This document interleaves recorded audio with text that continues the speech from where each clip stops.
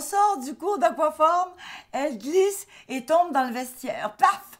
Directement sur le derrière. Ah ouais? Oui, directement sur les fesses. Boum! Moi, je pense qu'elle a cassé son coccyx. Alors, bien sûr, j'appelle à l'aide. Tu devineras pas. Le seul qui travaille ce soir-là, c'est Gérard. Alors, il y a le pauvre Gérard qui doit rentrer dans le vestiaire pour essayer de relever Suzanne à poil, étalée, tout écartelé, comme ils disent. Mon Dieu, quel spectacle! Tu vois l'image? Tu vois bien? J'ai l'impression de parler à une statue. T'es de travail encore? Non, non, non, non. Non, non, rien, rien. Excuse-moi, je m'excuse. Je t'écoute. Qu'est-ce qui se passe? Non, non, c'est rien, là. C'est juste que... Hey, j'ai vu un truc aujourd'hui en revenant du boulot, là. D'accord. Je revenais en taxi, là. Il était genre 18h. Je suis pris dans le trafic, là, comme d'hab. Puis là, le chauffeur barre les portes du taxi. Je me demande ce qu'il fait. Il me répond... Ouais, des fois, ils ouvrent les portes et rentrent dans le taxi. Des fois, ils pètent les vitres aussi. Puis là, je les vois. Une famille, je pense. La mère, le père, le fils, là. Tu sais, le petit devait avoir 11-12 ans, là. Il tenait une pancarte, le petit, là, c'était écrit « Famille Syrian », tu sais. En anglais puis en français. Famille Syrian. Dans le trafic, je veux dire, à travers les voitures, là. Et le petit, lui, il souriait, tu sais, c'était comme un jeu pour lui, tu sais. La mère et le père, eux, ils cognaient aux fenêtres des voitures, sur les vitres. Puis des gens, personne klaxonnait, là, tout le monde les ignorait. Puis là, le chauffeur, il me dit, hey, mettez votre sac entre vos jambes, tu sais, vos jambes, là, parfois, ils pètent les vitres, puis ils prennent ce qu'ils peuvent. Moi, je le fais. Comme ça, là, sans réfléchir. Ah. Il n'était pas les seuls, là. Il y avait d'autres familles, là, des gens, d'autres enfants. Il devait y avoir 30, 40 personnes, là, une dizaine d'enfants, là, juste des enfants. Puis nous, on avançait lentement pendant qu'eux, ils se faufilaient entre les voitures. Le père me faisait penser à Baba, tu sais.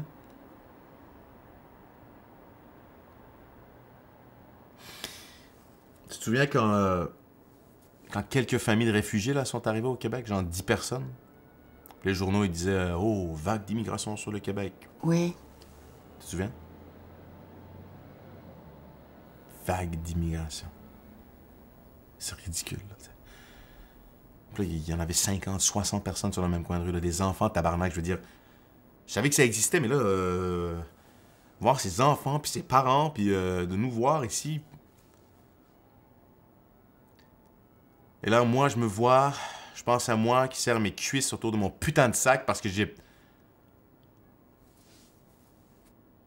Anyway, là, je sais pas. Tu m'as jamais raconté notre départ de l'Iran, hein?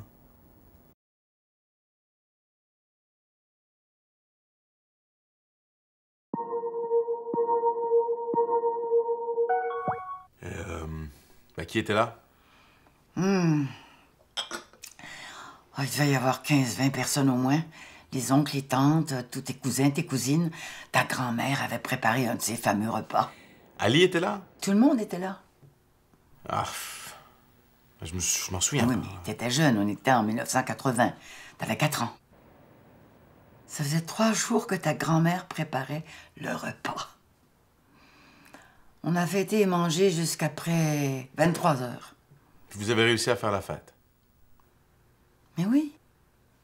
Qu'est-ce que tu voulais qu'on fasse d'autre? Qu'on pleure tous l'un dans les bras de l'autre? Ben, je sais pas, là.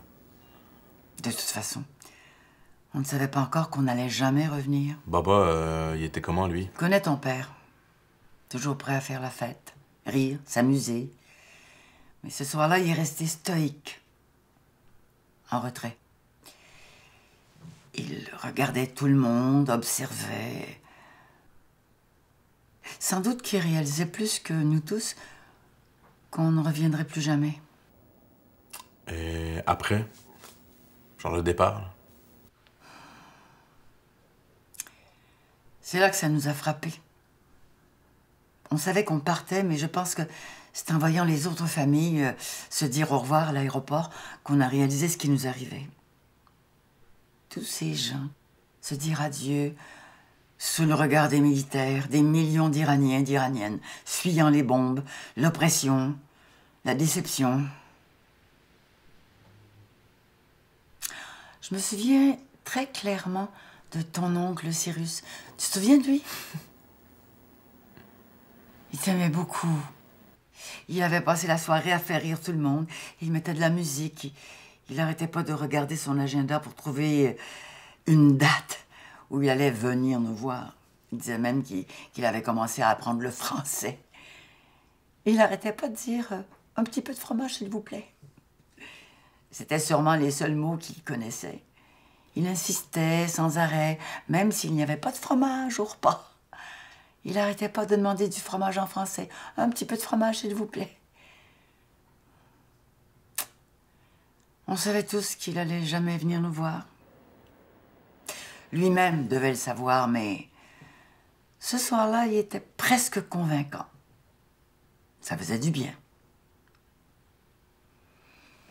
C'est en arrivant à Paris, le vrai choc.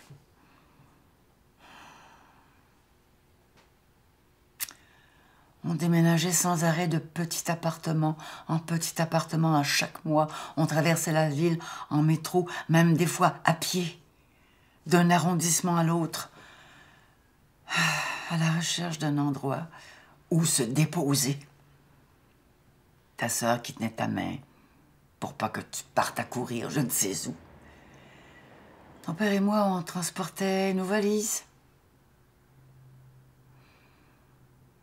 Ton père a cherché du boulot pendant presque 1 an avant de décider d'ouvrir l'épicerie. Ça l'a détruit.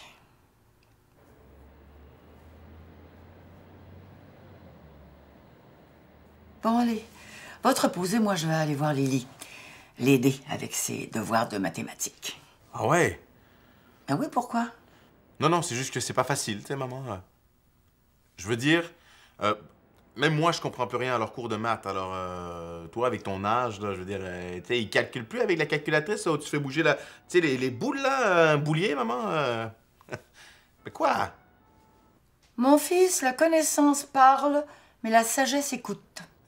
Ouais, encore un proverbe iranien abstrait. Non, c'est Jimi Hendrix qui l'a dit. Ah.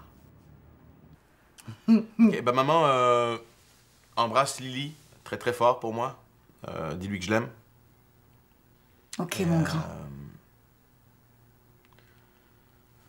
Merci maman.